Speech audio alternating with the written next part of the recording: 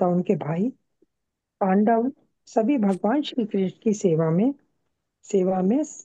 सेवा में संलग्न रहते थे और उन्हें इस भौतिक जगत के मायावी सुख के प्रति तनिक भी आकर्षण न था। जैसा कि हम पूर्व में बता चुके हैं, महाराज युधिष्ठिर भगवान मुकुंद यानी मोक्षदाता भगवान की सेवा में अचल थे।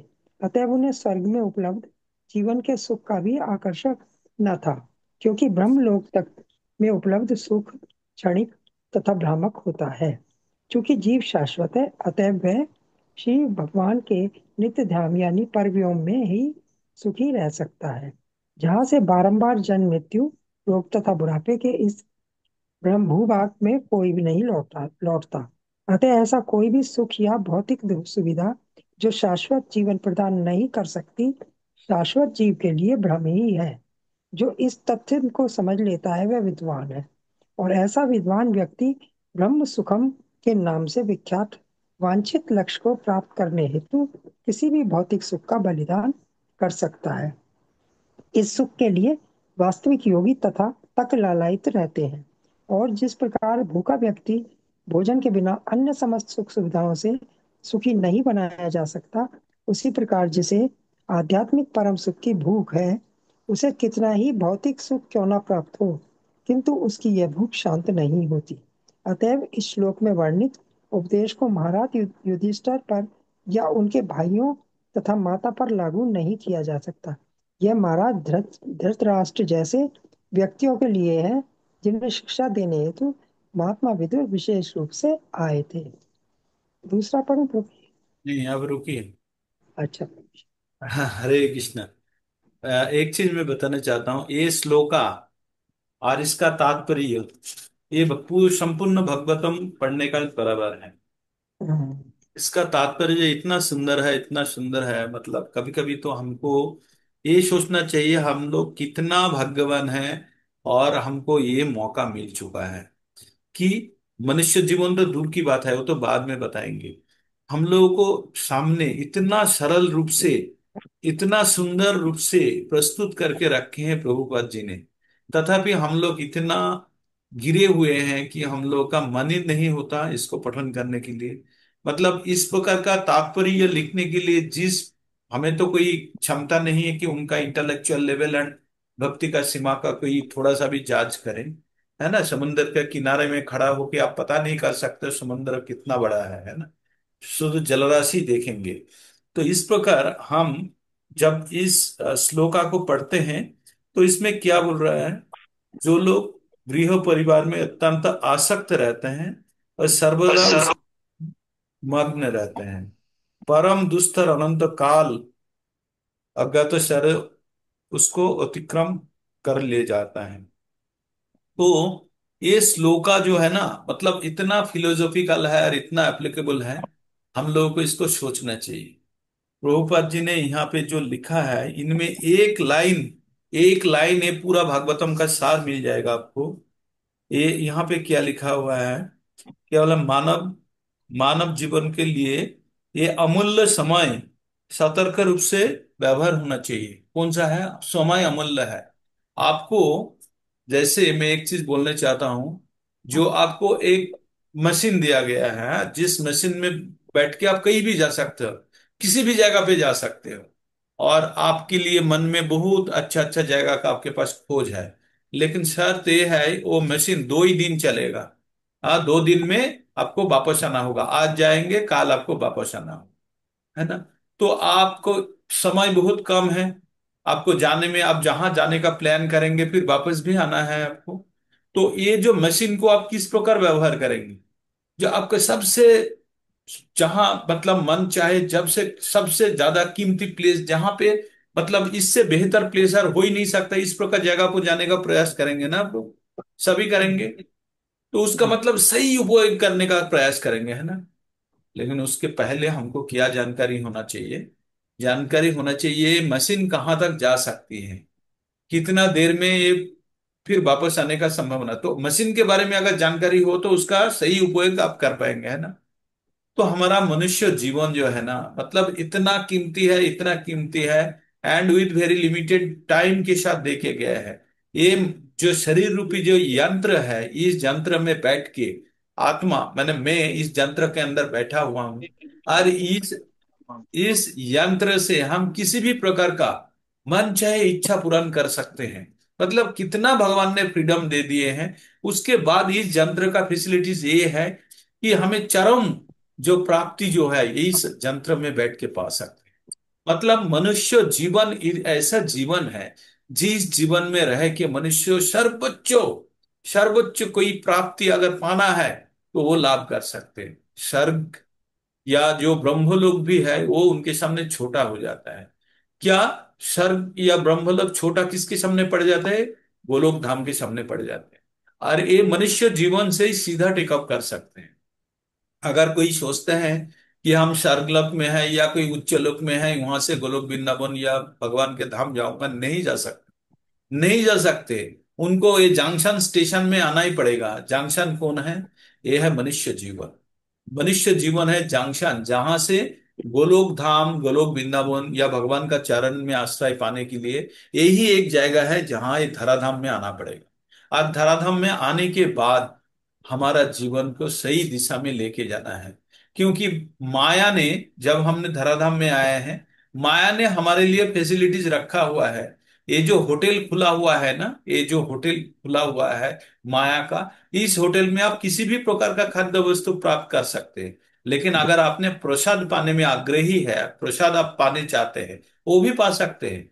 तो यहाँ शर्त है कि प्रसाद पाएंगे, तो प्रसाद पाएंगे तो आप भगवान का धाम जाएंगे। और अन्यान्य खाद्य पदार्थ अगर ग्रहण करते हैं, कई अमेध्य या कई पशु या किसी भी प्राणी को हत्या करके अगर खाते पीते हैं तो नरक जाएंगे। तथापि मनुष्य उसी गलत काम की ओर जाएंगे। इसमें 99% जो है बिना ज्ञान के जाएंगे, अज्ञानता का कारण। तो हमें पहले तो हमको ये जानकारी लेनी चाहिए, ये मनुष्य जीवन का उद्देश्य क्या है। अगर एक बार किसी का मन में ये उद्देश्य पता हो गया कि ये जान लिए हमारा जीवन का उद्देश्य है क्या है, तो सही उपयोग करेंगे ना। तो ये उद्देश्य हमें कभी कभी लगते हैं इधर मैं आप लोगों को समझा नहीं पा रहा हूँ, नहीं तो मेरा ये कमी है कि मैं एक्सप्रेस करना मेरा आता नहीं है। क्योंकि मेरा अंदर जो, मैं जो दृढ़ रूप से मैंने मेरा मन में बैठा हो और मैं इसको मैंने समझा हूं कि मानव जीवन का एकमात्र उद्देश्य है जन्म मृत्यु का चक्र से बाहर आना है। प्रभुपाद जी हर परपट में, हर लेक्चर में वही बात बोलते रहते हैं। ये मूर्ख लोग रास्केल बोल के कितना बार उन्होंने गाली लगाते हैं। यद्यपि हमारा देश में रास्केल बोलना गाली समझते हैं, रास्केल बोलना मतलब बेवकूफ। बिल्कुल। बेवकूफ बहुत है बड़ी ना। गाली है। तो प्रभुपाद जी बोलते हैं आप लोग सुधर जाओ, सुन लो, समझ लो। आप जो काम कर रहे हो ये आपको फिर फंसाएगा, आप निकाल लो, मैं देख रहा हूं आप लोग फंस रहे हो। तथापि हमारा मन नहीं लगता। हम सोचते हैं कि हम देखेंगे उसके बाद ही हम विचार करेंगे। हम इतना अज्ञान है, इतना बुद्धि काम है, कोई ज्ञानी व्यक्ति बुद्धि दे रहा है वो भी नहीं ले पा रहा है। तीन प्रकार का मूर्ख होता है, आप लोगों को मैं बताया। तीन प्रकार का मूर्ख होता है। एक मूर्ख होता है जो जानता नहीं है, वो अच्छा प्रकार का मूर्ख है। वो जानता नहीं है, खुद जो आपने पूछ रहे हैं वो जानता नहीं है, लेकिन ये जानता है कौन उसका जवाब आता है। समझ गया क्या बोला? एक मूर्ख है, जो भी तथ्य आप उनसे मांग रहा है वो दे नहीं पा रहा है, लेकिन उनको ये पता है कौन दे पाएंगे। इतना जिसको पता है वो उच्चम कोटि का मूर्ख होता है, उत्तम कोटि का मूर्ख होता है। उसके नेक्स्ट वाला कोटि का मूर्ख क्या होता है? उसका जो वो जानता नहीं है, वो जानता नहीं है, और ये भी नहीं जानता कौन जानता है, वो दूसरा कटी का मूर्ख है। तीसरा कटी का मूर्ख है, ये सर्वोच्च जघन्य श्रेणी का मूर्ख है, जो खुद जानता नहीं है लेकिन सोचता है मैं जानता हूं। ना वो जानने का प्रयास करेंगे, ना कोई बोलेंगे तो सुनने का प्रयास करेंगे, या क्योंकि वो मिथ्या जानकारी लेके बैठे हुए हैं। तो ये जो हम लोग थर्ड टाइप का मूर्ख है, हम जानते भी नहीं है, गलत जानते हैं, और जो अच्छा कोई बोल रहा है उसको हम सुनने भी नहीं चाहते। तो ये हमारा मूर्खता के अंदर से हमको बाहर आना है। आके एकदम प्रभुपाद जी जो बोल रहे हैं चरण में पड़ जाना है। इसी जीवन में ही हम मुक्ति लाभ कर सकते हैं, इसी जीवन में। बस बहुत सिंपल सा बताया है, बहुत सिंपल तरीके से। और हम इसको लेने के लिए तैयार नहीं है। उन्होंने यही बोल रहा है, चार माला, चार नियम का पालन करो और आप 16 माला का जप करो, भगवान का सेवा करो, छोटा सा जितना संभव, आप जो भी आप अगर भगवान का ज्ञान किसी को वितरण नहीं कर पाते हो तो जो वितरण कर रहे हो उसको मदद करो। आप भगवान का पूजा सेवा अर्चना नहीं कर पाते हो तो जो कर रहे हो उसका मदद करो। आपके पास जो संपद है, आपके पास ज्ञान है तो ज्ञान वितरण करो। आपके पास धनराशि है तो धनराशि दे दो। धनराशि नहीं है, ज्ञान नहीं है, तो आप सेवा दो, फिजिकल सेवा दो। दो, अपना जिंदगी के भगवान का सेवा में लगा लो। इससे बेहतर कुछ भी नहीं हो सकता। हमारा मनुष्य जीवन जो पाए हैं, इसके पहले कुत्ता बिल्ली शुअर पेड़ पौधा क्या क्या जिंदगी हमने बिताया है, सब बिताया है। पुनः हम बिताने के लिए तैयार है। क्यों? एक क्षणिक सुख पाने के लिए। ये जो वर्तमान जीवन में हमको सुख, तथाकथित सुख जो देखते हैं ना, ये सुख अगर ले लेते हैं तो अगला जीवन में हम सोचते हैं कि ये जो इस जीवन का जो परम उद्देश्य है उसको हम व्यवहार नहीं कर पाए। परम उद्देश्य क्या है? इस जीवन का सही ढंग से उपयोग करके हमको निकाल लेना है। लेकिन हम अगर सोचते हैं कि ये जीवन तो अच्छा है, ये चरम मूर्खता का परिचय होगा। तो हमको ज्ञानी बनना है यार। भागवतम में हर बार हमको ये बात बताया जाता है, मनुष्य जीवन मनुष्य जीवन मनुष्य जीवन अत्यंत मूल्यवान है। और इसका सही उपयोग करके भगवान का धाम में वापस जाना है जहां से हम आए थे। एक बच्चा स्कूल गए हैं, स्कूल में खेलते खेलते उसका छुट्टी हो गया, अभी वो छुट्टी से घर वापस आएंगे ना, तो उसको क्या करना होगा? घर आने के लिए जो व्हीकल आती है उसी में चढ़ना है ना। ना कि वो किसी भी रिक्शा में, किसी भी टोटो में, किसी भी टैक्सी में बैठ के चला जाएगा तो घर वापस आ पाएगा? नहीं आ पाएगा, और रास्ता में भटकते रहेंगे। तो हम लोग भगवान ने व्हीकल दिए हैं, ये व्हीकल को सिर्फ दिशा में चलाना है। कौन सा दिशा में? जो हमारा शरीर रूप जो वाहन है, इस वाहन को भगवान का धाम की ओर चालित करना है। ये शरीर, ये जो हमारा वर्तमान जो शरीर है, ये शरीर का ही क्षमता है आपको लेके जाने के लिए, और किसी भी शरीर का ये क्षमता नहीं है। ना उसमें इंटेलिजेंस है, ना उनमें इच्छा है, ना उसमें स्वतंत्रता है। तो ये मनुष्य शरीर जो है अत्यंत मूल्यवान है। और हमको ये ज्ञान मिल चुका है कि ये हमारा धराधाम जो है, ये क्षणिक हमारा जीवन है। ये जीवन है 20 साल, 50 साल, 60 साल, 100 साल, इससे ऊपर तो कोई जीने वाला नहीं है। और 60 साल अगर कोई 100 साल जीते हैं तो 80 साल के बाद पूरा वो जम के बिस्तर में पड़े रहेगा। 60 साल के बाद जो भी होगा तो बुढ़ा, रिटायरमेंट के बाद जिंदगी ये एकदम खुला खुला रहता है। तो आदमी एंजॉय कब कर रहा है? 25 साल, 28 साल, 30 साल तक तो परिश्रम करके एस्टेब्लिश होता है। 10-15 साल में तो 15-8 साल तो सोते ही रहते हैं, है ना। तो मनुष्यों का सोच में परिवर्तन आना चाहिए। हम जिसको सोच रहे हैं ये सुख है, सुख है, सुख, 50-55 साल तक इंद्रिय सुख भोग, उसके बाद क्या है? तो अभी भी सबके पास वक्त है। Let us be intelligent. हम लोगों को थोड़ा सा शास्त्र के ऊपर भरोसा करना है। इसी इसी श्लोक का ही तात्पर्य आप 5 बार पढ़ लीजिए, इसी श्लोक का आपका मन के अंदर शुद्धिकरण हो जाएगी। इसी श्लोक का ही 5 बार पढ़ लीजिए। अंत में हमारा मनुष्य जीवन का उद्देश्य जो है, यहाँ पे क्या लिखा हुआ है? बोलता है, बहमान अनंत काल के लिए, काल काल में हम अंधा होके पड़े हुए हैं, और विकारग्रस्त होके आशक्त आशक्त गृहस्थ की तरह हम लोग क्या कर रहे हैं? जो समस्त चिंता भावना में हमको फंसा के रखे हैं। और क्या है? हमें, हमारा आयु जो है ना बहुत सीमित है, और इसको हम किसी भी तरीके से हम इसको बढ़ा नहीं सकते हैं। तो ये मानव जीवन का सबसे अमूल्य समय, सतर्क होकर व्यवहार करना चाहिए। कारण एक पलक भी अगर आपका अज्ञात शर में या बिना जानकारी के निकल गया तो हजार हजार स्वर्ण मुद्रा दे के भी उसको आप वापस नहीं ला पाएंगे। और जीवन मानव जीवन का प्रति मुहूर्त जो है, जीवन का चरम समस्या का समाधान करने के लिए हमको उत्सुक रहना चाहिए। हमारा जीवन का समस्या क्या है? गैस का दाम बढ़ गया, पार्टी का लड़ाई हो रहा है, या प्लेन टूट के गिरा है, आज बारिश हो रहा है। ये सब समस्या नहीं है। हमारा जीवन का समस्या और कुछ है। क्या है? जन्म मृत्यु जरा व्याधि, ये है समस्या। चाहे आप इंडिया में रहे, चाहे पाकिस्तान में रहे, चाहे ब्रिटेन में, अमेरिका में, जहां पे रहे, सबको इसी समस्या के अंदर से करना पड़ेगा। जन्म मृत्यु जरा व्याधि, और इसके साथ और 3 समस्या है, आध्यात्मिक, आधि भौतिक और आधि भौतिक। तो ये समस्या को, असली समस्या समझ के इसका समाधान ढूंढना है। जो बुद्धिमान व्यक्ति होगा वो उसी का समस्या का समाधान ढूंढेंगे। जो बुद्धि कम है लेकिन दूसरे का, बुद्धिमान व्यक्ति का बुद्धि लेते हैं, वो भी इस समस्या से गुजर जाएंगे, निकल जाएंगे। क्यों? क्योंकि वो बुद्धिमान बुद्धि, जब प्रभुपाद जी बुद्धिमान व्यक्ति है, हम लोगों को ये ज्ञान दिया है। तो हमारा मेधा कम है, तथापि हमारा मेधा को थोड़ा सा अगर हम उनका बात के ऊपर भरोसा रख के उसका ज्ञान अर्जन करके खुद को अगर स्वयं को चालित करे, तो अवश्य ही हमको फल प्राप्त होगा। लेकिन तृतीय श्रेणी का मूर्ख नहीं बनना है। जो मूर्ख जानता भी नहीं है और सोचता है कि मैं जानता हूं, वो कभी भी कोई भी ज्ञान ग्रहण नहीं कर सकते हैं। तो उस प्रकार मूर्ख बिना बने, हम पहला एवं दूसरा प्रकार का अगर मूर्ख है, तथापि अगर कोई हमको ये चीज बता रहा है, प्रभुपाद जी ने पुस्तक थमा दिया, इस्कॉन ने हमको पुस्तक थमा दिया, देखिए बोला पढ़ो सुनो, इससे बड़ा सौभाग्य तो किसी को हो ही नहीं सकता है। चाहे आप अंबानी बोले, टाटा बोले, जो बोले, everybody has to die one day, वो लोग सब मरेंगे।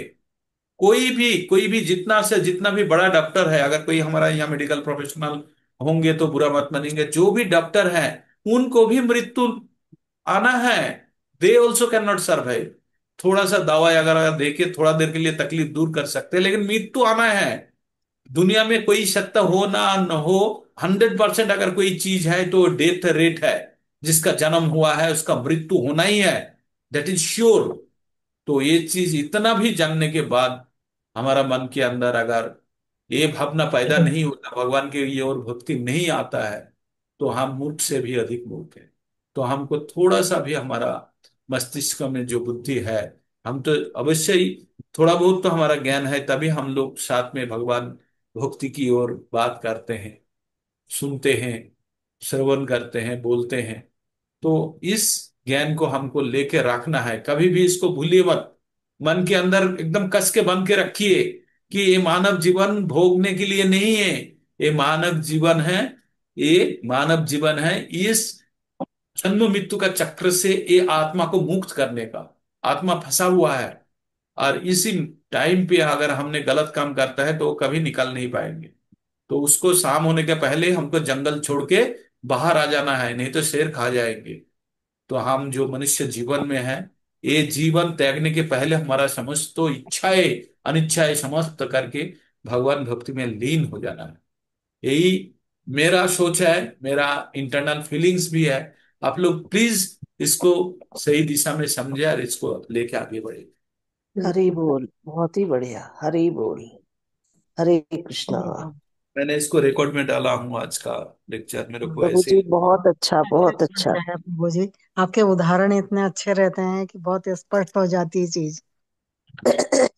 इनको इसको ये चीज को आप दिमाग में बांध के रखिए।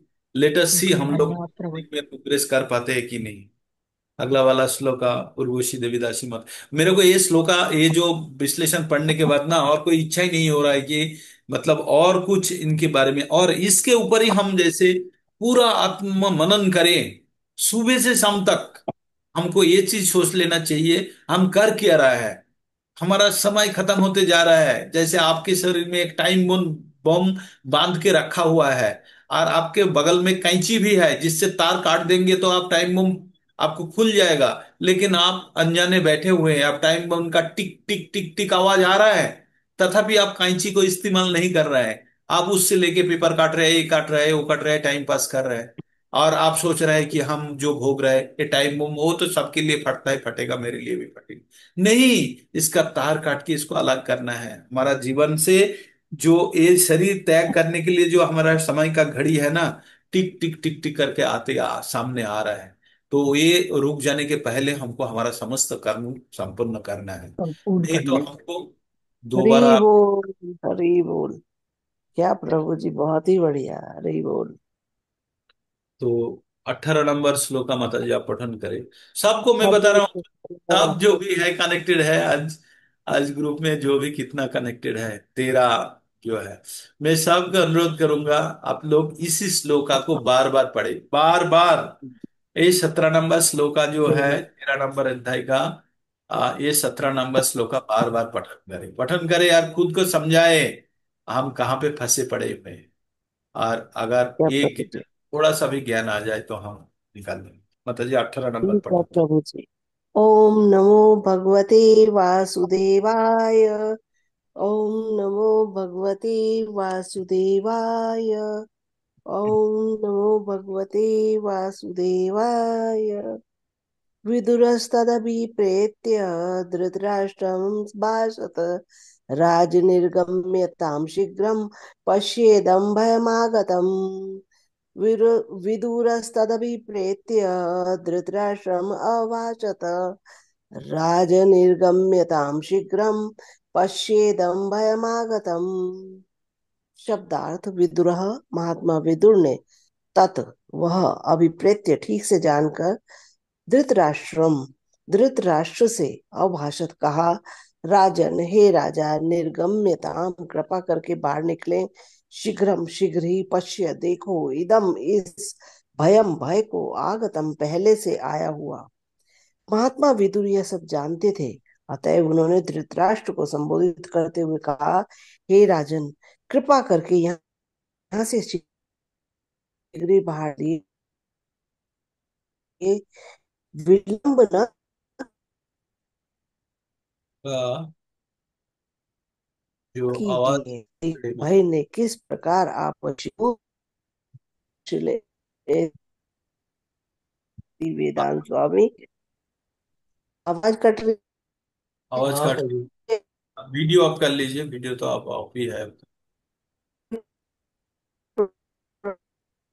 क्रूर काल माता जी को, आवाज नहीं आ रही।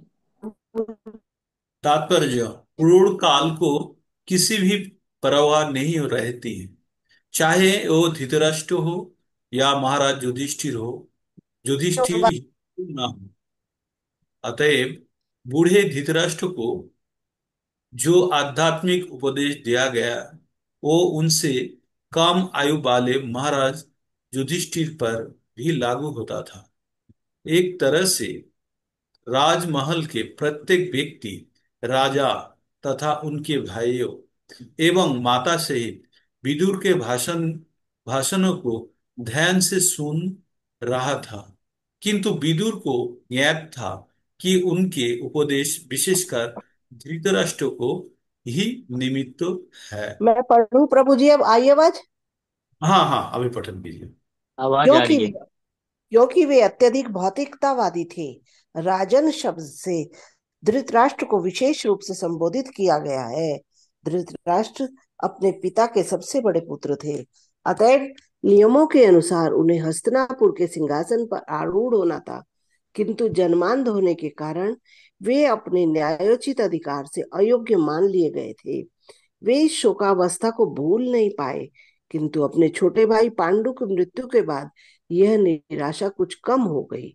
उनके छोटे भाई अपने पीछे कुछ अल्पवयस्क पुत्र छोड़ गए थे, अतएव धृतराष्ट्र उनके स्वाभाविक अभिभावक बन चुके थे, किंतु उनकी हार्दिक अभिलाषा यह थी कि वे असली राजा बने और अपना राज्य दुर्योधन आदि अपने पुत्रों को हस्तांतरित कर दें।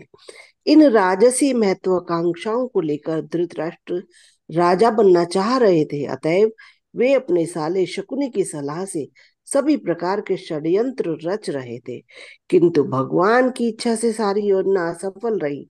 वे अंतिम अवस्था में भी अपना सब कुछ, सारे लोग तथा अपना सारा धन खोकर भी राजा बने रहना चाहते थे, क्योंकि वे महाराज युधिष्ठिर के ताऊ जो थे। अपना कर्तव्य समझकर महाराज युधिष्ठिर ने धृतराष्ट्र की राजसी प्रतिष्ठा को बनाए रखा और धृतराष्ट्र सुखपूर्वक राजा बने रहने अथवा महाराज युधिष्ठिर के राजसी ताऊ होने के भ्रम में अपने इने गिने दिन काट रहे थे। विदुर धृतराष्ट्र के छोटे कर्तव्यनिष्ठ स्नेह भाई एवं एक साधु पुरुष के होने के कारण एक साधु पुरुष उन्हें रोग तथा बुढ़ापे की नींद से जगाना चाह रहे थे, अतएव उन्होंने व्यंग्य पूर्वक धृतराष्ट्र को राजन कहकर संबोधित किया, जबकि वास्तव में वे राजा थे ही नहीं।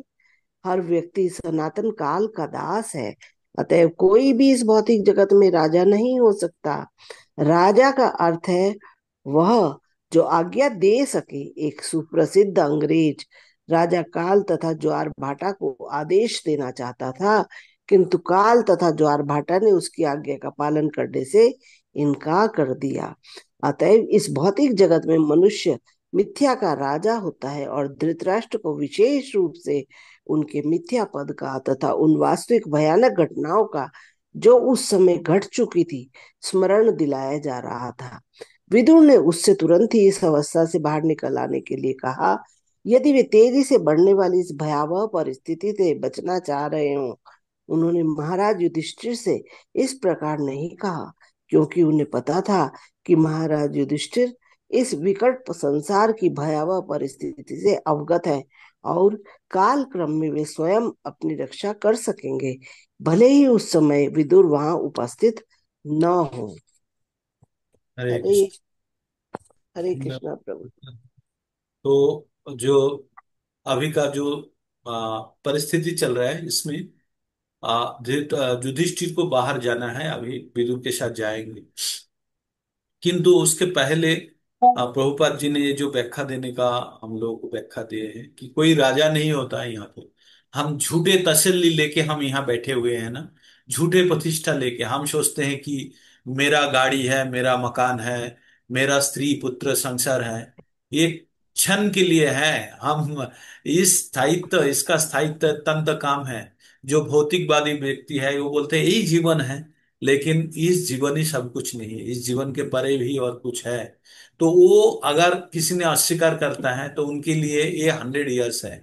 लेकिन हमारे लिए, हम जो जानते हैं जो आत्मा का कहीं मृत्यु नहीं होता, जन्म नहीं होता, तो आत्मा अनंत काल के लिए यात्रा कर रहा है और ये यात्रा का साक्षी या वाहन जो है ये शरीर है। तो ये शरीर जानता है। अगर ये जानकारी हमारा दिमाग तक पहुंचता है तो हमको अत्यंत भाग्यशाली समझ के इस शरीर का सही उपयोग होना चाहिए। यद्यपि भौतिकवादी व्यक्ति समझते हैं कि ये जीवन समाप्त होने के बाद और कोई जीवन नहीं है, उनको बोलते हैं निर्विशेषवादी, बोलते हैं निर्विशेष। जो शेष में निर्विशेष शून्यवादी बोलते हैं ना, श्रील प्रभुपाद जी का जब हम मंत्र उच्चारण करते हैं तो जी निर्विशेष शून्यवादी पाश्चात्य देश तारिणी। तो पाश्चात्य देश का जो व्यक्ति थे वो लोग व्यक्तित्व होते हैं मोस्टली, वो लोग सोचते हैं कि मृत्यु के बाद कुछ नहीं होता। तो चारवाक बोल के एक जो एक फिलोसोफर भी, उन्होंने अपना सिद्धांत दिए थे कि जावत जीवन, जावत जीवम जीवत सुखम जीवत हितम रीनम कितना घितम पीबत। अगर जीना है तो सुख में जीने के लिए अगर उधारी लेके भी घी पीना है तो पिएंगे। मरने के बाद ये शरीर राख हो जाता है, ये वापस आने का कोई संभावना नहीं है। जो बोलते हैं इसके बारे में बोलते हैं पुनराय जीवन होगा, वो लोग सब निशाचर है। इस प्रकार से उन्होंने अशब्द कुशब्द यूज किया है ना। तो पाश्चात्य देश का जो व्यक्तित्व है ना, पब्लिक है, लोगो है, वो लोग सोचते हैं कि यही जीवन शेष है। पाश्चात्य तो प्रभुपाद जी ने वहां उद्धार करने गए थे। वहां उद्धार करने के लिए जो उन्होंने साहित्य का रचना किए हैं, उन्होंने जो इंफॉर्मेशन हम लोगों को दिए हैं, तो उनके हम लोगों के लिए ये नहीं बताया, हमारा पास पहले से ही उपलब्ध है। लेकिन हम जैसे इतना बेवकूफ है, हमारा बगल में कुआं पानी का भंडार है, तथापि हम प्यासा भूखा बैठे पड़े हुए हैं ना, हम पानी पीने ही नहीं चाहते हैं, विश्वास ही नहीं है। जबकि ये कुआं में इतना सुस्वादु, इतना मतलब हेल्दी पानी है, इतना स्वास्थ्यकर पानी है, जल है। तो उस प्रकार प्रभुपाद जी ने ये पाश्चात्य देश का जो लोगो है ना, उनको ये ज्ञान प्रदान किए। उन लोग ज्ञानी हो गए और हम लोग मूर्ख हैं के ही रह गए। अभी भी हम लोग ये ज्ञान का सही ढंग से एक्सेप्ट नहीं कर पाया। तो हमको ये चीज समझ लेना है कि कोई भी यहाँ पे स्थायी नहीं है। हम जिसको अपना स्थायित्व समझ रहे हैं, जो भी, चाहे कोई भी हो, आप मान लीजिए कहीं भी हम लोग जो अपना अपना ऑफिस में काम किए, कभी ना कभी तो हम लोग अपना ऑफिस का बॉस रहे हैं ना, हमारा सिस्टम का बॉस रहे हैं उसी जगह पे, छोटा कैपेसिटी में हो, बड़ा कैपेसिटी में हो, और भी एक्सपांडेड कैपेसिटी में, सब ने अपना अपना जगह पे बस रहे हैं। कितना दिन तक, उसके बाद जब आप छोड़ के आगे, आपको कोई उसके वैल्यू देता है? आपको बोलता है वो था, एक टाइम पे कोई था बोल के खत्म हो जाता है ना। तो हमारा जीवन में भी हम था हो जाएंगे, हम थे हो जाएंगे, हम थी हो जाएंगे। कब? जब कुछ समय के बाद ही हो जाएंगे। तो बुद्धिमान व्यक्ति वही होगा जो जब तक आप चेयर में बैठे आपका दाम है, आपका आत्मा इस शरीर का तब तक दाम है जब इस शरीर के अंदर आत्मा है। जब आप चेयर छोड़ देंगे, पद छोड़ देंगे, तब कोई भी आपको पूछेगा नहीं। इस प्रकार जब ये शरीर से आत्मा निकल जाएगा, ये शरीर का कोई दाम नहीं है। तो इस शरीर का सही उपयोग होना चाहिए। शरीर का सही उपयोग है जो हम लोगों का असली समस्या को समझे और उसको हल करने के लिए शरीर को व्यवहार करे। मेरा हिसाब से लगता है आज जो भी श्लोक हम लोग पठन कर रहे हैं, सबका नतीजा एक ही साइड में आ रहा है। तो तो इसलिए हमको सोचना होगा कि ये हमको सौभाग्य भी है, हमें अगर ये चिंता भावना हमारा मन में आ रहा है तो हमको ये सोच लेना होगा कि हम लोग एज पर स्क्रिप्चर, कभी भी जब आपको संशय आता है हम सही काम कर रहा है कि नहीं कर रहा है, तो तुरंत आपको क्या रेफर कर लेना चाहिए? शास्त्रों रेफर कर लेना चाहिए, क्योंकि शास्त्र जो है आपको तुरंत रिलीफ दे सकते हैं। तो एक श्लोका हम लोग पढ़ते हैं ना, जो 16 नंबर अध्याय में भागवत गीता में पढ़े हैं, जो शास्त्र विधि मुच्यजो वर्तते कामो कारत ना स सिद्धिम वाप्नोति ना सुखम ना परम गतिम। इसका अर्थ क्या बोल रहा है? जो शास्त्र विधि परित्याग करके जो अपना काम का बस में आके जो जो इच्छा इस प्रकार का काम में लिप्त होता है, वो कभी सिद्धि भी नहीं पाते हैं, वो सुख भी नहीं पाते हैं, और परम गति भी लाभ नहीं कर सकते हैं, है ना? तो हम लोग अपना मन से अपना इच्छा से जो भी करेंगे वो कभी भी ठीक होने का संभावना कम है। तो हमको क्या करना है? शास्त्र को रेफर करना है। तो नेक्स्ट श्लोका में क्या बोल रहा है? तस्माद् शास्त्रं प्रमाणं ते कार्य अकार्यो व्यवस्थिता ज्ञाता शास्त्र विधानक्ताम कर्म कर्तुम अर्हसि। बहुत बड़ी बात बोले हैं, बहुत बड़ी। मतलब ये श्लोका सुनने के बाद आपका जो ग्रंथ के ऊपर है ना, और भक्ति बढ़ जाना चाहिए। क्या बोल रहा है? अतएव कर्तव्य अकर्तव्य का निर्धारण करना करने के लिए शास्त्र ही प्रमाण है। शास्त्र एकमात्र प्रमाण है जिसके ऊपर भित्ति करके आप बताएंगे क्या करना चाहिए और क्या नहीं करना चाहिए। शास्त्र विधान में जो कहा गया है उसको जान के आप कर्म संपादन करने के लिए आपको व्रती होना है, अग्रसर होना है। तो हमको जो शास्त्र में जो बताया गया है उसको एकदम आंख बंद करके ग्रहण कर लेना चाहिए। हम जब समुद्र में उतर पड़े या नदी में उतर पड़े पड़े जब तैर रहे हैं हम लोग, तो सामने कोई डेस्टिनेशन देख रहा है, आपको सामने कोई गंतव्य स्थल देख रहा है, लेकिन तैरते वक्त अगर आपने सोचते हैं मैं सही जगह जा रहा है कि नहीं, मेरे को तैरना है कि नहीं, ये अगर सोचना शुरू कर देंगे तो अपना गंतव्य स्थल में पहुंच नहीं पाएंगे। उतरने के पहले आपको सोच लेना है, और जब उतर गए तो आपको बिना सोचे अभी आपको गंतव्य स्थल की ओर अपना दृष्टि एवं कर्मकांड होना चाहिए, जैसे आप गंतव्य स्थल में पहुंचे। तो हम लोग कम से कम इतना तो हमको ज्ञान आया है कि जो हमारा जो शरीर है ये अपना आत्मा का वाहन है, आत्मा को अपना गंतव्य स्थल में लेके जाने के लिए है।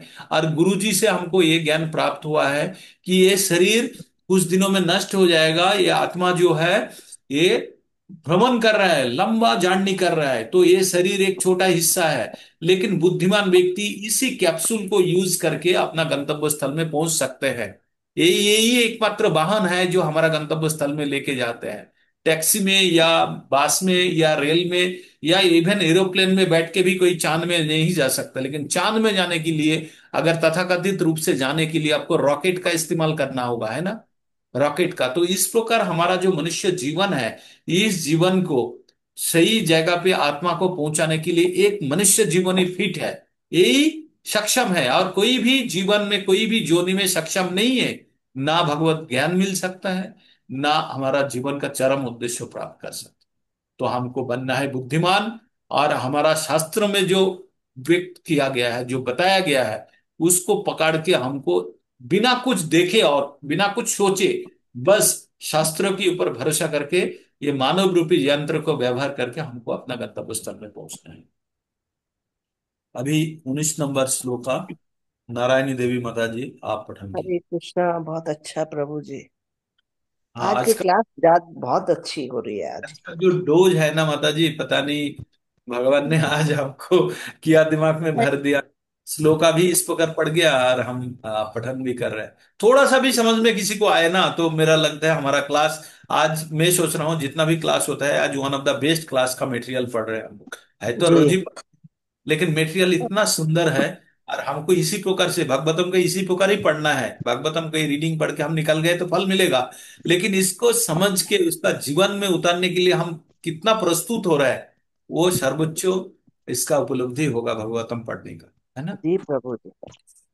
तो माता जी 19 नंबर पठन कीजिए, निर्मला, निर्मला आवाज नहीं, माता जी पठन पठन कीजिए माता जी। आवाज आ रही है ना प्रभु जी? हाँ, लाउड एंड क्लियर है माता जी, पढ़िए। हरे कृष्ण प्रभु।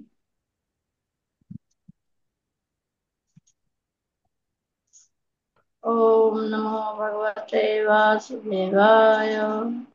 ओम नमो भगवते वासुदेवाय। ओम नमो भगवते वासुदेवाय।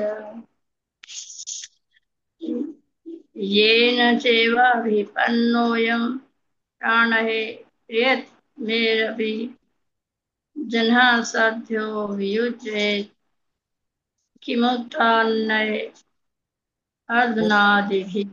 कौन सा वाला ये पठन कर रहे हैं माता जी? हरे 19 वाला कृष्ण। पठन करना है। आप 20 कर रहे हैं, आपने माता भी जी बोला था 19 ना करना है। इसके। 19 नंबर माता जी पढ़ना है माता 19। जी। हाँ, मैं कह रही फिर थी ये है तो 19वां, लेकिन प्रभु जी 20वां बोल रहे हैं। सही ठीक 19 है। ही बोला था प्रभु जी। 19वां 19वां होना चाहिए।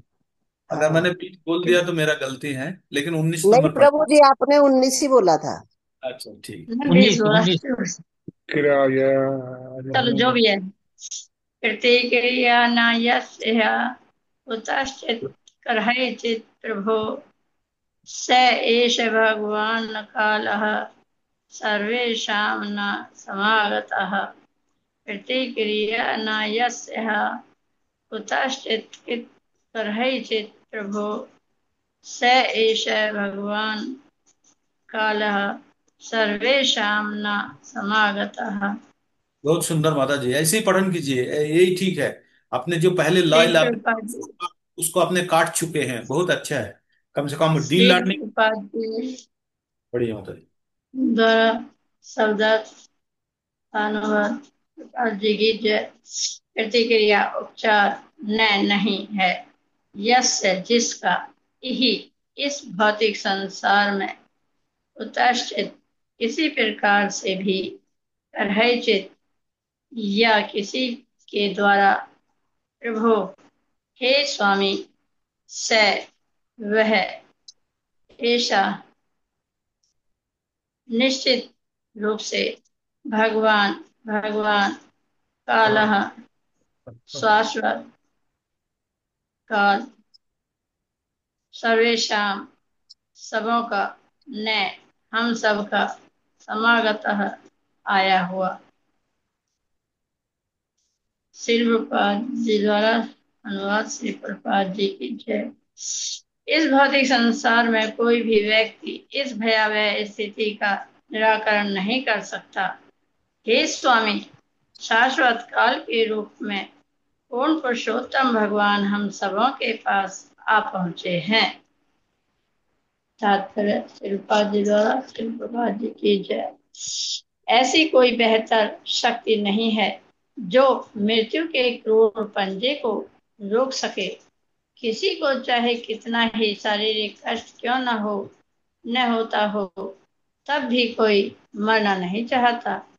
आज की तथाकथित ज्ञान की वैज्ञानिक प्रगति के समय में भी न तो बुढ़ापे का कोई उपचार है, न मृत्यु का।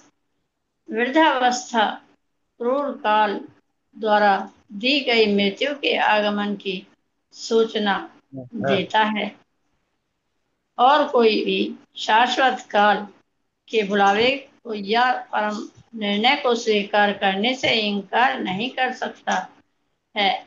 यह सब धृतराष्ट्र को बताया जा रहा है, क्योंकि हो सकता है कि वे विदुर से इस आसन्न भयावह स्थिति से निपटने के लिए कोई उपचार निकालने के लिए कहें, जैसा कि वे इसके पूर्व कई बार कह चुके थे।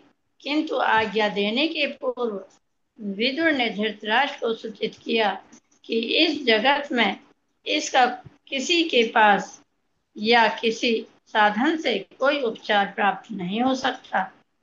और चूंकि इस भौतिक जगत में ऐसी कोई वस्तु नहीं है, अतः मृत्यु भगवान से अभिन्न है। जैसा कि स्वयं भगवान ने भगवत गीता 10.34 में कहा है, इस भौतिक जगत में मृत्यु को न तो किसी के द्वारा न किसी साधन से रोका जा सकता है। हिरण्यकशिपु अमर होना चाहता था और उसने उग्र तपस्या की थी, जिससे सारा संसार थर थर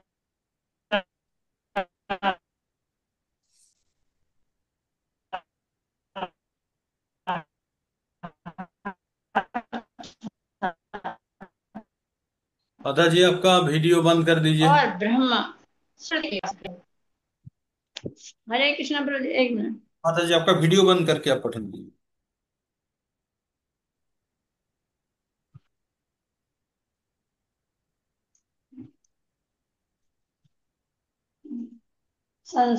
जैसे सारा संसार थर थर रहा था और ब्रह्मा स्वयं उसे ऐसी उग्र तपस्या से व्रत कराने के लिए उसके पास गए थे। हिरण्यकशिपु ने ब्रह्मा से यह वर मांगा कि वह अमर हो जाए, किंतु ब्रह्मा ने कहा कि वे स्वयं सर्वोच्च लोक में रहकर भी मृत्यु के अधीन है, अतः वे उसे अमरत्व का वरदान कैसे दे सकते हैं।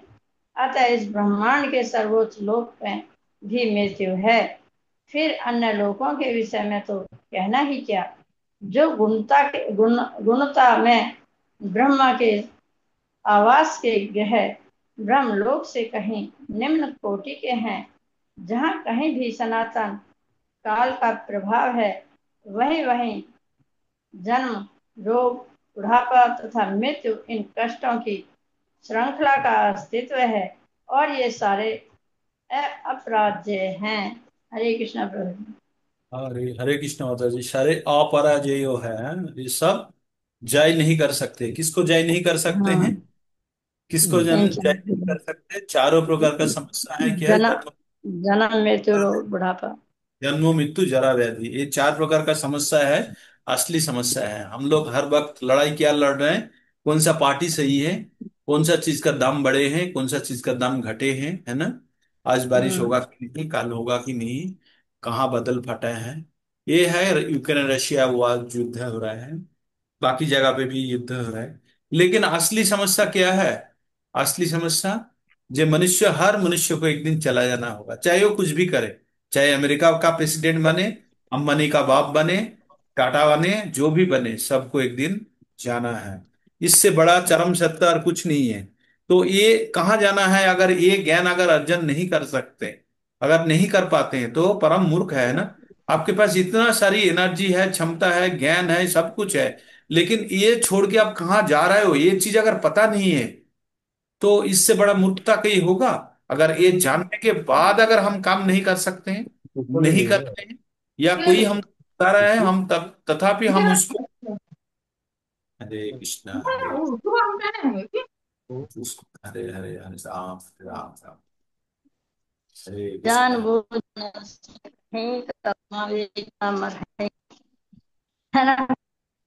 हरे कृष्णा। तो हमको क्या, यहाँ पे हमको एक चीज समझना है कि जो काल, भगवान काल रूप में सबके सामने, जो भगवान को विश्वास करते हैं, वो तो, वो भगवान को जो विश्वास करते हैं ठीक है। जो नहीं विश्वास करते हैं, कब विश्वास करते हैं पता है? मृत्यु के समय पे भगवान क्या बोला? आप जो 10.34 का रेफर कर रहे थे, वहां जी। भगवान क्या बोलता है? मृत्यु सर्वहरस्य हम, मृत्यु सर्वहरस्य हम, मृत्यु रूप में मैं सब कुछ हर लेता हूं। जैसे आप रास्ता में जा रहे हो, और आपसे अगर कोई आदमी आता है, मनुष्य आता है, आके बोलता है आपके पास जितना भी धन है, जो संपदा है, सब मेरे को दे दो, तो आप साहब उनको मोबाइल फोन, धन राशि या गहना जो भी है देके कम से कम आप जा सकते हो ना घर, जा सकते हो ना, क्योंकि आपके पास शरीर है। आपके पास कम से कम जाने का किराया अगर उन्हें दया करके दे दिया तो लेके चला जा सकता। लेकिन मृत्यु ऐसा प्रकार का जो क्षण है, या ऐसा अनुभूति है, ऐसा सिचुएशन है, जो सब कुछ हरण कर लेगा मनुष्यों का। क्या हरण कर लेगा? मनुष्य को, आत्मा को अगर शरीर से अलग कर दिया तो ये शरीर का मूल्य 210 रुपया है ना। कितना पानी है, कितना फास्फोरस है, कितना कैल्शियम है, कितना लोहे है, और कितना तांबे है, ये मिलके 210 रुपया दाम होता है शरीर का, है ना। जब आत्मा यहाँ से निकल जाते हैं तब शरीर का कोई दाम नहीं है। तो भगवान ये बोल रहे हैं कि हमारा जीवन के साथ ना एक टाइम मशीन लगा हुआ है, टिक टिक टिक टिक कर रहा है, जो आप अंतिम क्षण के लिए हमेशा गिन रहा है। तो बुद्धिमान व्यक्ति वही होगा कि ये समय का भी ध्यान दे। और भगवान जो बोलते हैं कालोस्मि लोकोत्थाय की तो प्रवृद्धो, भगवान एक बार बोलते हैं मैं काल हूं, कालोस्मि लोकोत्थाय की तो प्रवृद्धो लोकान समाहर तुमियो प्रवृत्तो रित्तेन रित्तनापि तांग न भविष्यन्ति सर्वे येहो वस्थिता पत्यन केषु यद्धा। भगवान बोलते हैं जो मैं काल हूं और सबको हरने के लिए आया हूं, सबको लोग खाई करने के लिए। जनसंख्या ज्यादा बढ़ जाता है तो मैंने खाई करने के लिए आता हूँ, पांडव छोड़ के बाकी सब योद्धा यहाँ पे मरेंगे, आप देखते रहना। तो भगवान ने अलग अलग जगह पे बताया है, भगवत गीता में भी बताया है, यहाँ भी प्रभुपाद जी ने व्याख्या में हमको बता रहे हैं। हम जिसको आत्म आत्ति जो निकट आत्मीय समझ रहा है ना, जो अपना निकट ही संबंधी है, वो थोड़ा देर के लिए, उसके बाद इसका उदाहरण एक दिया गया, बाढ़ का टाइम पे जब पानी नदी में बहते हैं ना, तो जब उसका लहरें चलते हैं, लहरें नहीं स्रोत चलता है, जो करंट चलता है, तो उस टाइम अलग अलग चीज एक साथ में घूमता है, साथ में लग जाता है, पत्ता लग जाता है, कोई पुआल या कोई भी चीज खड़ जो भी है, एक साथ में चलता है थोड़ा देर, उसके बाद फिर टर्बुलेंस आता है, अलग अलग हो जाता है। तो हमारा जो जीवन में हम लोग जो अपना फैमिली जिसको समझ रहा है, वो उसी प्रकार का, थोड़ा देर हम लोग साथ में ट्रेवल करेंगे। पिता माता का जीवन में हम लोग आए हैं, अभी पिता माता निकल जाएंगे, उसके बाद हम रहेंगे, हम लोग निकल जाएंगे, अपना बच्चे, इस प्रकार से अलग अलग सब अलग अलग हो जाएंगे। तो हमको बुद्धिमान बनना है और इस जीवन को सही उपयोग करना है। आज का जितना भी श्लोक है एक ही प्रभु जी, आज तो कुछ ज्यादा स्पेशल क्लास हो रही है। सभी इसी इसी संदर्भ में सभी चल रहा है, क्योंकि विदुर जी ने जब ज्ञान लेके आए हैं ना, जैसे जी। ये धृतराष्ट्र को भी बता रहा है, और दुर्योधन इसको भी, युधिष्ठिर भी सुन रहा है, वो भी समझ रहा है कि जो बोल रहा है ये सिर्फ धृतराष्ट्र के लिए नहीं है, ये मेरे लिए भी प्रযোज्य है। ये बाद वाला श्लोका में शायद आपको मिल जाएगा। जसना माता जी पठन कर लीजिए नेक्स्ट प्रभु वाला। जी, एक इसके साथ एक स्टोरी भी है ना, कि एक चिड़िया थी, वो एक पेड़ पे बैठी थी, तो यमराज आए, हंसने लगे उसको देख के, चिड़िया को। तो वो कहने लगे ये तो अब कैसे यहाँ है, इसकी तो मृत्यु थोड़ी देर बाद होनी है, ये यहाँ हाँ कैसे है। तो गरुड़ आए अपनी चोंच में उसको ले जाके कि यमराज का काल बन जाएगी ये, उसको एक गुफा में ले गए चिड़िया को। और हाँ वहां उसको एक नाग ने खा लिया। तो यमराज गरुड़ कहते हैं कि अरे, ये वहां भी मर गई। तो कोई जब आ गई मृत्यु, कहीं भी नहीं बचेगा, कहीं भी चला जाए।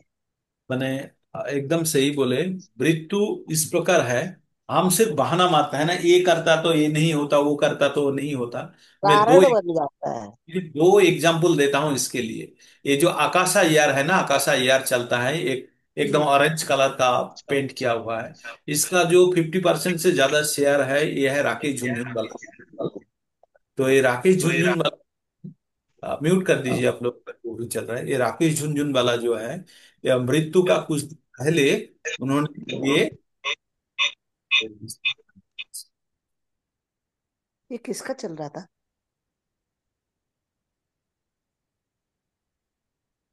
राकेश झुनझुनवाला, उसका मृत्यु का कुछ दिन पहले उन्होंने क्या किए थे, उन्होंने 7 दिन पहले एक एयरलाइंस लॉन्च किए थे, ये जो आकाशा एयर है लॉन्च किए थे ना। ये आकाशा एयर लॉन्च करने के टाइम पे वो बोल रहे थे, वो चार्टर्ड अकाउंटेंट थे, वो बहुत पैसा कमाया था शेयर मार्केट से इधर उधर से, हाँ। तो उन्होंने एयर लाइन को लॉन्च करना था, तो उन्होंने बोला मेरा जीवन में मैंने जहां भी पैसा लगाया, जहां भी मैंने ये चेष्टा किया, वहां सक्सेसफुल रहा। एक जगह पे मेरा गलत इन्वेस्टमेंट है, I have one wrong investment, उन्होंने बोला। क्या रॉन्ग इन्वेस्टमेंट था?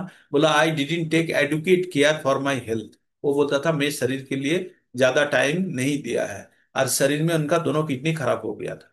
उनका कैपिटल कितना था पता है? वो जब मरे थे उसका 62-63 साल का उम्र था, और उसका कैपिटल था 46,000 करोड़। कितना? 46,000, 46,000 करोड़ रुपीस इतना था उसका प्रॉपर्टी। उन्होंने एयरक्राफ्ट लॉन्च किया था सर। तो इसका मतलब तब सब बोल रहा था इतना पैसा बनाया, अगर थोड़ा सा भी हेल्थ की ओर थोड़ा ध्यान देता तो और कुछ दिन ज्यादा बचता। नहीं, ये सब बोल रहा था, सब उपदेश दे रहा था। उसका 15 दिन के बाद एक व्यक्ति का मृत्यु हुआ है। वो व्यक्ति का नाम बताता हूँ। वो व्यक्ति जो है, वो एज था 55 ईयर्स या 56। तो उन्होंने क्या करता, डॉक्टर का प्रेस्क्रिप्शन बगैर कुछ खाते ही नहीं थे। एकदम नियमित रूप से, तेल नहीं है, ये नहीं है, वो नहीं है, पूरा जिम जाते थे, जितना जरूरत है शरीर को ठीक ठाक रखने के लिए जिम जा रहा था। उन्होंने जो वाहन में चढ़ते थे, वो वाहन 3 करोड़ का है, 3 करोड़ का है।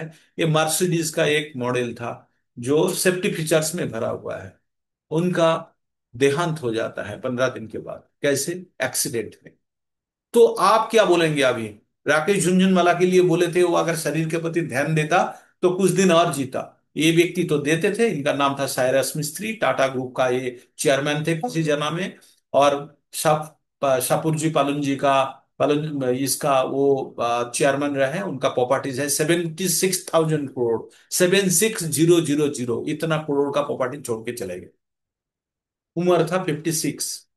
गाड़ी में जो चढ़ रहा था मर्सिडीज का सबसे एडवांस फीचर्स वाला गाड़ी, फिर भी उसका मृत्यु हो गया। तो कौन किसको रोक सकता है? हो सकता है रोक सकता है किसी को? कोई नहीं रोक सकता। ये बेवकूफी है। हम बैंक में जाके पैसे जमा करके आते हैं, कौन सा हॉस्पिटल वाली बैंक जो है, किसी को हॉस्पिटल में भर्ती करते हैं, सुला देते हैं, उसमें देने के बाद सलाइन वगैरह वगैरह ऑक्सीजन मुंह में लगा देते हैं। देने के बाद आप बोलते हैं पैसा डालते जाओ, आप बैंक में, हॉस्पिटल वाला बैंक में पैसा डालते जाओ। आपको कुछ दिन के बाद आप एग्जॉस्टेड हो जाओगे। आप पूछोगे क्या हो रहा है, बोलेगा हम लोग चेष्टा किए हैं और नहीं हो सकता, ले जाओ। 3 दिन पहले मर चुका जो मुर्दा है, उसको वेंटिलेटर लगा के रखा था। उसके बाद पैसा बनाने के लिए। एक डेथ सर्टिफिकेट दे देगा, और उसके बाद गाड़ी में सुला के लेके आप सीधा शमशान शमशान घाट में चला जाओ, और आपका डेथ सर्टिफिकेट रख लो एज ए एसेट। कभी भी जरूरत पड़ेगा, वो कुछ दिन के बाद जरूरत भी नहीं पड़ेगी। ये तो हमारा जीवन का सच्चाई है। तो हम किसके लिए कमा रहे हैं, क्या कर रहे हैं? हमारा असल कमाई है शरीर को उपयोग करना है। ये भगवान अभी भी हमको ज्ञान दे रहा है कि ये शरीर को अपने सही दिशा में उपयोग करना है। That is the best idea, I hope. नहीं तो पुनराय हम, राजमिस्त्री जानते हैं आप लोग? राजमिस्त्री, राजमिस्त्री क्या करते हैं, एक मकान बनाते हैं बड़ा करके मैसन। बनाते हैं। हाँ, मैसन। तो वो क्या करते हैं, वो जो जब बिल्डिंग बनता है ना, बनने का जब खुदाई शुरू होता है तो बगल में एक जुग्गी बना के रहते हैं, है ना। उसके बाद जब वो बिल्डिंग बनना शुरू हो जाता है तो किसी भी फ्लोर में उसका डेरा डेरा डाल लेते हैं। और लकड़ी पकड़ी, सीमेंट फीमेंट अगैरह वगैरह बगल में रहता है, उसके बगल में रहता है। फिर जब बिल्डिंग बनना शुरू हो जाता है, धीरे धीरे धीरे धीरे जब बढ़ना शुरू हो जाता है, वो उसी में रहता है। उसके बाद जब बिल्डिंग कंप्लीट हो जाते हैं, वो बिल्डिंग वो छोड़ देते हैं, छोड़ के दूसरा बिल्डिंग बनाने का काम में जाता है। बनाया तो उन्होंने, लेकिन भोगा नहीं है उन्होंने।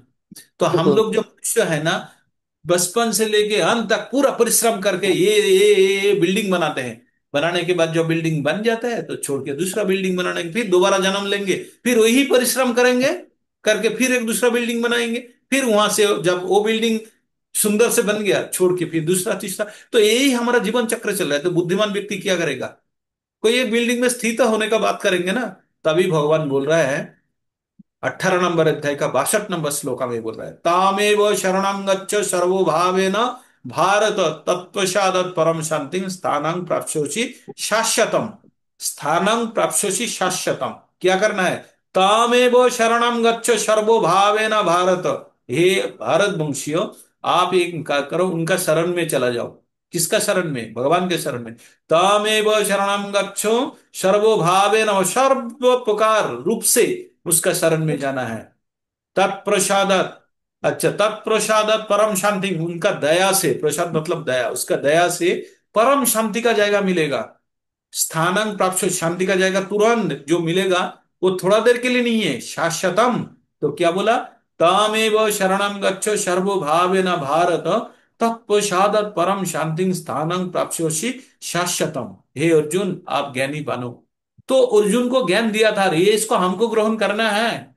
हर श्लोक का हमने पठन करके चले जाते हैं, लेकिन उसके अंदर क्या महत्व और क्या चीज बता रहा है, उनको निकाल के हमारा जीवन में उसको प्रयोग में लाना है। तभी तो होगा ये पठन का परम उद्देश्य। और वही हम कर रहे हैं। डेली का हम जो भी भगवत गीता जो पढ़ते हैं, हमारा उद्देश्य कोई सिलेबस कंप्लीट करके भगवान का धाम हमारा ऐसे नहीं मिलेगा। इनको समझना है, करके अपना जीवन में उतारना है, और सही दिशा में गाड़ी को चलाना है ना। हमारा जो शरीर रूपी वाहन है, एक बार हमने इस श्लोक का अर्थ समझ गया, खुद का जीवन में उतारेंगे और दूसरे को भी हम उतारने में मदद करेंगे, कन्विंस करने का कोशिश करेंगे, है ना। तो यही हमारा परम उद्देश्य है वो पठन करने का। नेक्स्ट कौन पठन करेंगी? ज्योत्सना माता जी, एक श्लोका कर लेते हैं आज, थोड़ा जी सा प्रभु लंबा जी। जा रहा है। हरे कृष्ण प्रभु जी, दंडोत प्रणाम। बहुत बड़ा। सभी को दंडोत प्रणाम। ओम नमो भगवते वासुदेवाय। ओम नमो भगवते वासुदेवाय। ओम नमो भगवते वासुदेवाय। येन चैवाभिपन्नोऽयं प्राणैः प्रियमैरपि जना सद्यो वियुज्येत किमुतार्नैर्धरनादिभिः। येन चैवाभिपन्नोऽयं प्राणैः प्रियतमैरपि जना सद्यो वियुज्येत किमुतार्नैर्धनादिभिः। शब्दार्थ येन ऐसे काल द्वारा खींचा गया, च तथा, एव निश्चय ही, अभिपन्न पकड़ में या प्रभाव में, अयम सह यह, प्राणैः जीवन से, प्रिय तस्मै तस्मै जो सबको अत्यंत प्रिय है, अपि यद्यपि जन व्यक्ति सद्य शीघ्र वियुज्येत त्याग दे, किम उत अन्य अन्य वस्तु के विषय में क्या कहा जाए। धन आदि भी, यथा धन सम्मान संतान भूमि तथा घर। अनुवाद, जो भी सर्वोपरि काल शाश्वत समय के प्रभाव में है, उसे अपना सबसे प्रिय जीवन काल को अर्पित करना पड़ता है। अन्य वस्तुएं यथा धन सम्मान संतान भूमि तथा घर का तो कहना ही क्या। तात्पर्य, श्रील प्रभुपाद जी के द्वारा श्रील प्रभुपाद जी की जय। एक महान भारतीय वैज्ञानिक योजनाएं बनाने में व्यस्त रहता था। वह जब योजना आयोग की एक अत्यंत महत्वपूर्ण बैठक में भाग लेने जा रहा था, तब सहसा उसे अजेय काल का बुलावा आ गया और उसे अपना जीवन, पत्नी, संतान, घर, भूमि, धन इत्यादि सब कुछ त्यागना पड़ा। भारत में राजनीतिक उथल पुथल तथा पाकिस्तान एवं हिंदुस्तान में इसके विभाजन के समय अनेक धनी तथा प्रभावशाली भारतीयों को काल के वश में आकर अपना जीवन, संपत्ति तथा सम्मान सब कुछ समर्पित कर देना पड़ा। समस्त विश्व में, संपूर्ण ब्रह्मांड में इस प्रकार के सैकड़ों हजारों उदाहरण भरे पड़े हैं, जो सभी काल के प्रभाव के कारण हैं। अतएव निष्कर्ष यह है कि ब्रह्मांड में कोई भी ऐसा शक्तिशाली जीव नहीं है जो काल के प्रभाव को जीत सके। अनेक कवियों ने काल के प्रभाव के विषय में विलाप करते हुए कविताएं लिखी हैं। काल के प्रभाव से ही ब्रह्मांडों में अनेक विनाश की घटनाएं होती रहती है और कोई भी उन्हें किसी साधन से रोक नहीं सकता, रोक नहीं पाया। यहाँ तक कि हमारे दैनिक जीवन में ऐसी अनेक बातें घटती रहती हैं जिनमें हमारा वश नहीं चलता और हमें उन्हें सहना पड़ता है। उनका कोई निवारक उपाय नहीं होता। यही काल का परिमाप है। हरे कृष्णा। बहुत सुंदर, माता जी ने सुंदर ढंग से पठन की। ये श्लोका में भी मैं बोलने के लिए रोक नहीं पा रहा हूँ खुद को, क्योंकि तो इस श्लोक का काल जो है ना, काल एक्चुअली एक डिसाइडिंग फैक्टर है। क्या चीज सिद्धांत लेते हैं आप, जो काल का हमारा जो सबसे प्रथम हमको अवश करते हैं, हम जो इस जीवन में आए हैं, सबसे प्रथम अवश अवस्था क्या है? जन्म है। और ये जो जन्म है, कहाँ जन्मेंगे ये हमारा हाथ में है। कोई डिसाइड कर सकते हैं मैं कहाँ किसका, मेरा पिता माता कौन होंगे और किसका घर में जन्म लेंगे? संपूर्ण रूप से काल का हाथ में है, संपूर्ण रूप से भगवान का हाथ में है। कहाँ मेरे को प्लेस करने वाले हैं? कोई भी साइंटिस्ट का बाप का भी हिम्मत नहीं अभी बता दे ये पुनर्जन्म होगा तो कहाँ जन्मेगा, नहीं बोल सकते। पुनर्जन्म के बारे में ये लोग मरे पड़े हुए हैं, आधा सिद्धांत नहीं ले पाते हैं। दो तीन केस आ जाता है तो बोलता है हो सकता है, बाद में बोल सकता है इसका ज्यादा हम लोगों के पास इंफॉर्मेशन नहीं है और नहीं बोल पाएंगे। तो जो साइंटिस्ट जो होता है एक एक दिशा में वो लोग अनुसंधान करते हैं, तथ्य संग्रह करते हैं, लेकिन समस्त जानकारी नहीं है। यद्यपि अति अगर भागवतम को, भागवतम में जो उल्लेख है, भगवत गीता में जो उल्लेख है, इसको साधारण दृष्टि वाले संपन्न मनुष्य इसको ग्रहण नहीं कर पाते।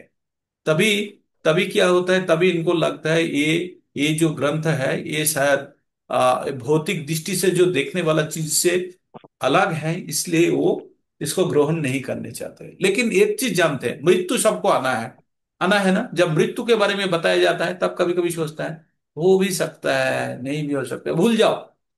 तब तुरंत क्या बन जाओ, खरगोश बन जाओ, आंख बंद कर लो। आप फिर कुत्ता को देख नहीं पाओगे, है ना। लेकिन कुत्ता तो आपको देखेगा ना।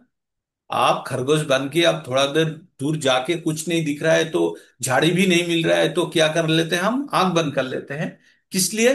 जो कुत्ता हमको नहीं देख पा रहा है। लेकिन ये महामूर्ख है कौन जो आंख बंद कर लेते हैं ये सोच के अरे मृत्यु का बाद अभी क्यों, अभी तो जीवन है, जीवन जी लो। किस चीज का जीवन जी रहे हो आप क्या जी रहे हो?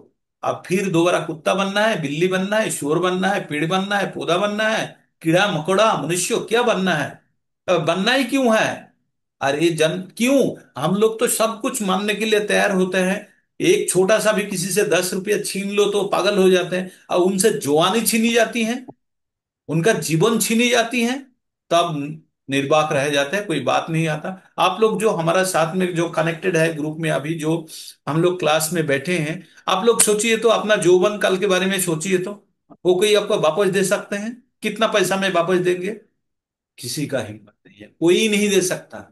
हमको वो अवस्था में वापस कोई नहीं दे सकता। इसको पूर्ववर्ती श्लोक में हमने पढ़े हैं। कितना भी स्वर्ण मुद्रा दे दो, दुनिया दे दो, न्यूक्लियर फिशन फ्यूशन जो भी कर लो, कुछ भी कर लो, आपको वो अवस्था नहीं दे सकता है, क्योंकि वो बीत चुका है, वो जा चुका है। तो इस प्रकार जीवन भी जा रहा है। We are in the flow of this time machine.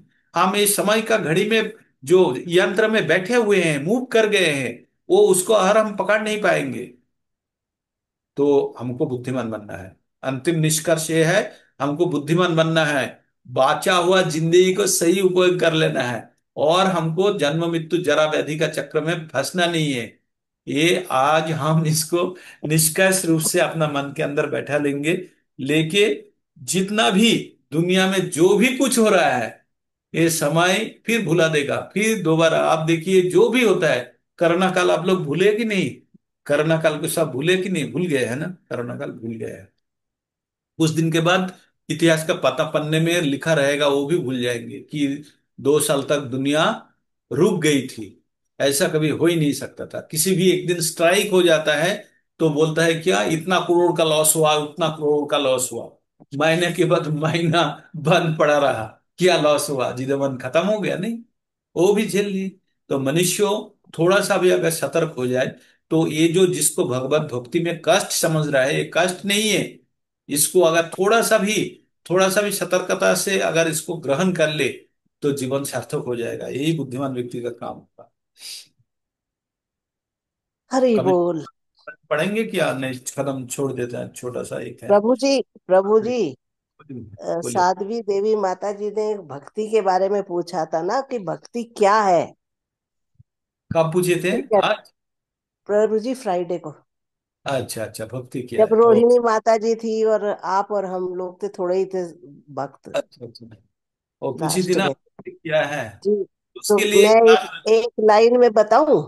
हाँ, बोलिए बोलिए जहां बोलिए तक मैं समझी वो बता सकती हूँ प्रभु जी। बोलिए। अल्प बुद्धि हूँ। नहीं, बोलिए। भक्ति केवल भाव से होती है। वह एक एहसास है जो हृदय से होकर विचारों में आता है। यस। ये मैं समझी। जी, सही बोले आपने ठीक ये। समझी प्रभु जी। हाँ एकदम ठीक कि जो हृदय का हृदय का भाव है। एक्चुअली हम लोग 10th में एक कविता पढ़े थे, किट्स, जो किट्स बोल के एक अंग्रेज थे ना, तो उसका कवि थे। उनका एक कविता था, one who has long in city pent बोल के एक कविता था। एक मनुष्य शहर में रहता है, गांव में जाता है एक दिन के लिए, जाके वो उनका अनुभव लिखता है।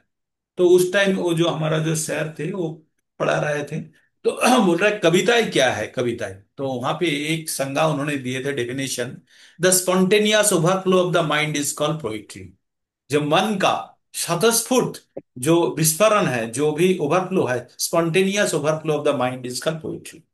वो है पोइट्री का डेफिनेशन। और भक्ति का क्या है? Spontaneous overflow of the soul to connect with the heart is called, is जी। कॉल्ड भक्ति। जी। आत्मा का चरम इच्छा से परमात्मा के साथ जुड़ने का जो तरीका है, जो प्रकार, जो पद्धति है, वही है भक्ति। भक्ति का रूप में जी। ये हो सकता। तो और भक्ति का भी संज्ञा दूसरा में वो भी दिया है, आप लोगों के पास लिखा हुआ है, आप जानते हैं। चैतन्य चरितमृत में बताया गया, जी। सर्वोपाधि विनिर्मुक्तम तत्परात्मेन तत्परात्तेन निर्मलम ऋषिकेन ऋषिकेश सेवनं भक्ति उच्यते। तो ये है डेफिनेशन। हमको क्या करना है? शास्त्र वाला डेफिनेशन को ज्यादा यूज करना है ना। तो हम थोड़ा देर पहले वही पढ़े ना, हाँ। तस्मात् शास्त्रं प्रमाणं जे कार्यो अकार्यो व्यवस्थित है ना।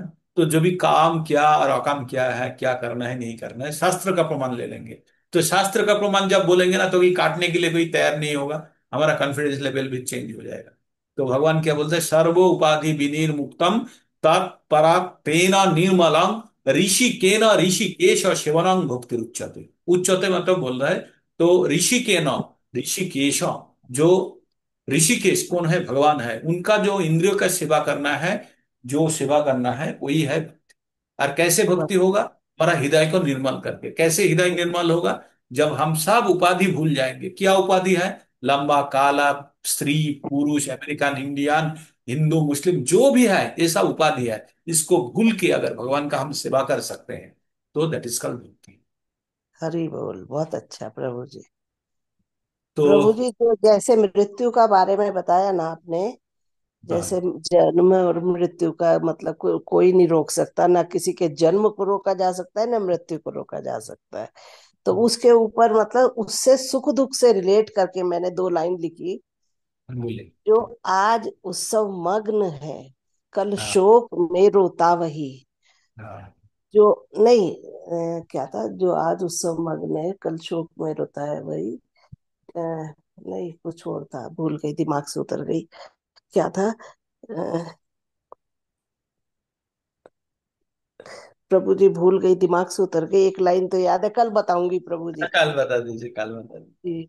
तो कामेश्वरी वर्मा माता जी, आप अभी आपका बारी है, लेकिन टाइम भी काफी आगे बढ़ चुका है। काल जो होगा आपसे शुरू होगा। आप थोड़ा कृपा आज के लिए आप इंतजार करें, काल तक कोई होने बात की। नहीं प्रभु जी, कोई बात नहीं प्रभु जी। जी काल प्रभु जी, आपका, मैं एक बोलिए, एक वो एक आपसे पूछना था प्रभु जी।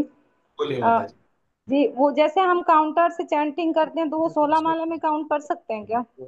नहीं, उससे क्या होता है, 108 जब हो जाता है ना, आपको थोड़ा देखना पड़ेगा काउंटर को। उसमें इस जी। काउंटर में 108 तक का ये नहीं है, अलग अलग काउंटर है, ये मैकेनिकल घड़ी जैसा है। तो इसमें जी। आपको जितना भी काउंट कर लिया उसके नजदीक में जय श्री कृष्ण चैतन्य प्रभु नित्यानंद कर लेंगे। और उसके जी। बाद नजदीक में आगे पीछे हो सकता है, एक आध बार बार देखने का जरूरत नहीं। एक्चुअली काउंटर है, जिस देश में ये माला आप यूज नहीं कर सकते, या गाड़ी में भ्रमण कर रहे हैं, या किसी जगह पे आप जहां पे हो जहां माला निकालना मुश्किल है, हाथ के अंदर रख के काउंटर को यूज किए। वो एक टेम्पुररी मेजर है माता जी, तो उस प्रकार सोच के आप प्रभु जी, कीजिए। वही मैं बोल रही, जैसे मेरे को स्कूल जाना पड़ता है, टाइम हाँ, बहुत शॉर्टेज रहता है प्रभु हाँ जी तो आके। हाथ, हाँ तो जी, काउंटर यूज कर सकते, काउंटर यूज कर सकते। तो उसको लेकिन हम काउंट कर सकते हैं। आने के बाद फिर जो बचा रहता है उसको मैं माला से करती हूँ।